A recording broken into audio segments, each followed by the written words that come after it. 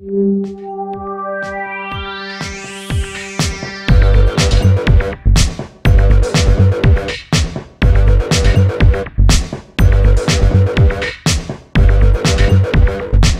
hot, just the way you like it. Here's your weekly serving of food, news, and views. Tim Beeman, Stephanie Hess, and Nikki Miller-Ka are Tart and Tangy Triad.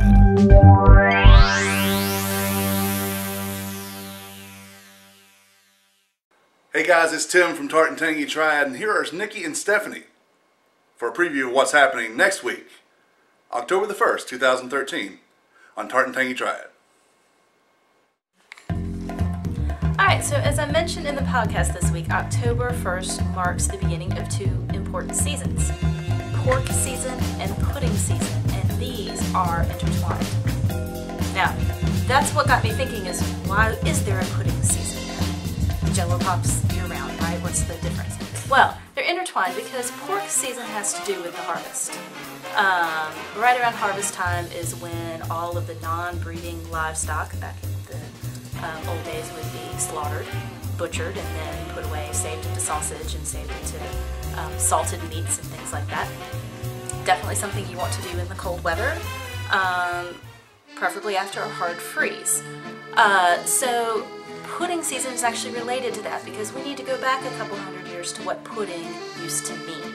The definition of pudding at one time was the stomach or the entrails of an animal, like a sheep or a cow or pig, and stuffed with some kind of binder, like a grain or an oatmeal, with some butter, with some suet or suet, which is basically lard, and that's mixed with bones. Yeah, all in this kind of gelatinous, mass. What called a binder? Yeah, and basically it's very similar to a sausage. So what better time to prepare this than after you've butchered your animal and you have all those little nasty leftovers and things to put together.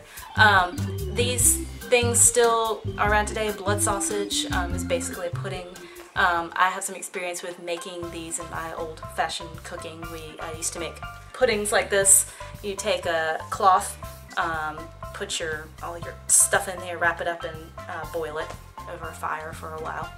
Of course, today pudding has a different meaning. We think about chocolate pudding, butterscotch pudding, but there's all kinds of other puddings that have come out of this tradition, spoon bread, things like that are really prepared pretty much the same way they always were.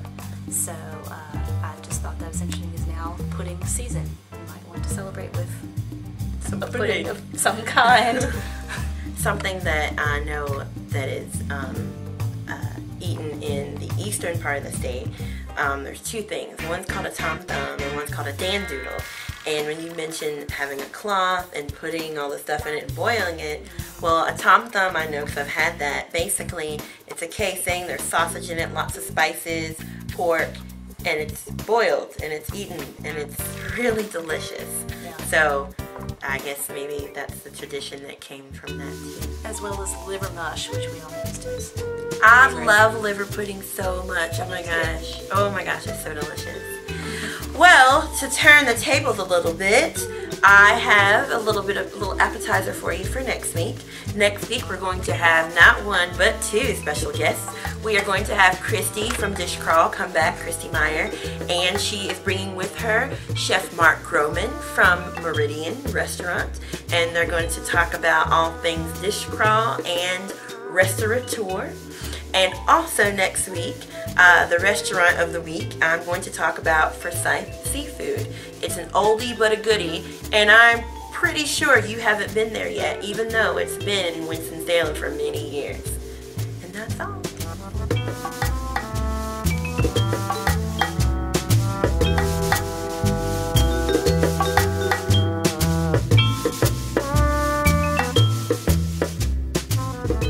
The views and opinions expressed in this podcast are solely those of the contributors and are not necessarily shared by our distributors or hosting company.